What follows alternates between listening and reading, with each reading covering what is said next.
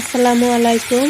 আজকে বড় সিলভার মাছটা রান্নার গেতাছি। প্রথমে মাছটা পরিষ্কার করে ধুয়ে নিলাম, নিয়ে রং গুঁড়া নিমখ দিয়ে মাছটা ভাজে নিলাম। তারপর সবজিটি কাটলাম, বিলাহি, ফুলকপি, মটর কাটতে বাচ্চা ধুয়ে নিলাম, নিয়ে মশলা তরকারি রান্নার লিগে মশলাটা অ্যাড করি। প্রথমে জিরার গুঁড়া, ধনিয়ার গুঁড়া, হলদির গুঁড়া, মরিচের গুঁড়া, নিমখ একটা প্লেটে অল্প পানি দিয়ে অ্যাড করলাম, কইরে কেরাহি বসালাম, তেল দিলাম, জিরা দিলাম, পেঁয়াজ রসুন দিয়ে হালকা বাদামি কালার হইলে পরে মশলাটা ঢাইলে দিলাম। মশলাটা ঢাইলে দিয়ে লাড়াচাড়ি কইরে পরে সবজিখিনি দিয়ে দিলাম। সবজিটা লাড়াচাড়ি কইরে অল্প কষানি হবার দিলাম। কষানি হওয়ার পরে ফুটন্ত গরম জল দিয়ে দিলাম।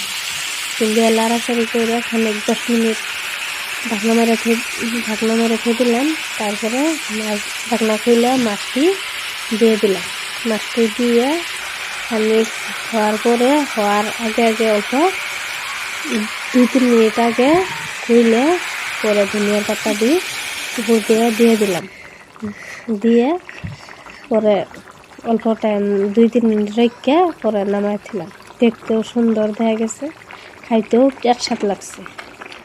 আপনারাও বানায় খাই দেখবেন।